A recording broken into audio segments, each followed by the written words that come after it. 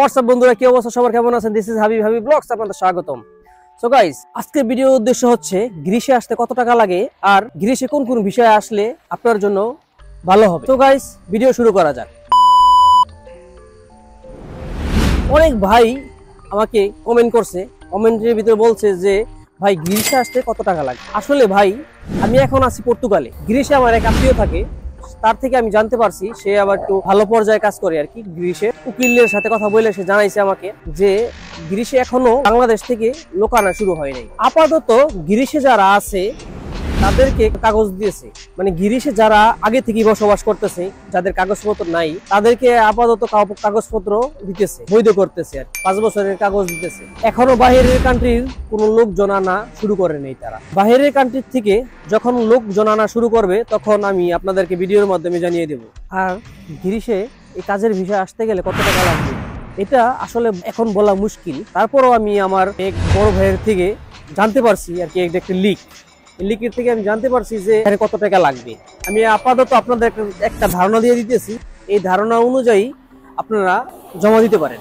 আসলে বাংলাদেশ থেকে যদি একটা লোক আনে তাহলে এই দেশে খরচ হবে হচ্ছে আপনার 4 থেকে 4,500 ইউরো ম্যাক্সিমাম। আমি ম্যাক্সিমামটাই বলতেছি। আসলে বাংলাদেশের টাকা প্রায় 5 লাখ অথবা 6 লাখ টাকার মতো, 6 লাখ টাকার মতো লাগবে। কিন্তু ভাই, বাংলাদেশ তো দালালের দেশ জানেন। যদি বাংলাদেশ থেকে লোক আনে তাহলে দালালরা এটাকে বাড়ায় মিনিমাম মনে করেন যে 8-10 লাখ টাকার ভিতরে নিয়ে যাবে। মনে করেন 12 লাখ 13 লাখ টাকা নিতে পারে। আমি একটা খবর পাইছি, আমার এক আত্মীয় সে গ্রীষ্মে আসার জন্য আগ্রহী, জমা দিছে আর কি। আপাতত অন্তত আল্লাহ আনা শুরু হয় নাই, যখন শুরু হবে সে মানে আসবো আর কি। তার থেকে 10 লাখ টাকা 12 লাখ টাকা আবদার করছে। সো আসলে টাকা লাগবে হচ্ছে 5 থেকে 6 লাখ টাকা, ম্যাক্সিমাম 6.5 লাখ টাকা। দালালরা বাড়ায় আপনার থেকে 8-10 লাখ টাকা নিবে। 8 লাখ টাকা হলে ওকে ভালো, কিন্তু আপনারা জানেন যদি যতটুকু সম্ভব আপনারা কমাইতে পারেন, কমায়া আপনারা আসতে পারেন। আসলে আমি একটা ধারণা দিলাম আর কি আপনাদের। আর এখানে আপনার লোক আনবে হচ্ছে 2টা সেক্টরে।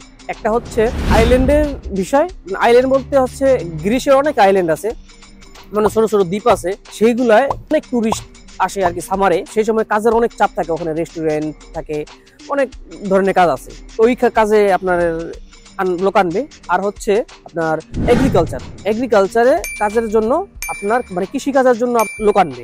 এখনো যদি আমার ভিডিও আপনারা লাইক না করেন, লাইক করে দেন। আমি আপনাদের প্রেফার করব যদি আপনারা মানে আসেন তাহলে অবশ্যই আপনারা এগ্রিকালচার বাদ দিয়ে আপনি আইল্যান্ডে আসার চেষ্টা করবেন যদি পারেন। কিসের জন্য? আপনি আইল্যান্ডে আসলে আপনার বেতন অনেক বেশি হবে, আপনার ফ্যাসিলিটি অনেক বেশি পাবেন। আইল্যান্ডে একটু কাজ বেশি, শুক্র শনিবার মানে ছুটির দিনও কাজ করতে হয়, তার জন্য বেতনটা একটু বেশি। আর ওখানে সব মিলে আপনার বেতন আসবে হচ্ছে 1300-1400 ইউরো আইল্যান্ডে। আর ভাগ্য ভালো হলে আর বেশিও আসতে পারে। আর আপনি যদি এগ্রিকালচারে আসেন, এগ্রিকালচার আসলে ভাই জানেন তো কৃষিকাজ কেমন। গ্রীষ্মের কৃষিকাজ যদি আপনি মালিকের আন্ডারে কাজ করেন তাহলে তো ভালো। মালিকে যদি আর অন্যান্য বাঙালিদের আন্ডারে দিয়ে দেয় তাহলে তো হইছে ভাই কাহিনী। মনে করেন যে ভাই কষ্টের শেষ নাই এই এগ্রিকালচারে। কিসের জন্য? এগ্রিকালচার কাজ অনেক হার্ড। যতটুকু আপনি চিন্তা ভাবনা করতেছেন তার থেকে বেশি হার্ড। কিসের জন্য? শীতের সময় শীত, গরমের সময় গরম। তারপরও আমি আপনাদেরকে বলবো যে ভাই পুরোটাই আপনার ভাগ্য। যদি আপনার ভাগ্য ভালো হয় তাহলে এগ্রিকালচার আপনি ভালো কিছু করতে পারবেন। আর যদি আপনার ভাগ্য খারাপ হয়, আপনি যদি আইল্যান্ডেও আসেন তাও কিছু করতে পারবেন না। সো একটা গুড পরামর্শ আপনাদের দিতেছি যে আপনারা যদি পারেন তাহলে অবশ্যই আইল্যান্ডে আসবেন। আইল্যান্ডে আসলে সবচেয়ে বেটার হবে আর কি, আপনি কিছু টাকা কামাইতে পারবেন। আজকের মতো এই ছিল আমার ভিডিও। যদি আমার ভিডিও আপনাদের ভালো লাগে অবশ্যই লাইক, কমেন্ট, শেয়ার করবেন আর সাবস্ক্রাইব করে বেল আইকন টিপে দেবেন। ধন্যবাদ, লাভ ইউ অল।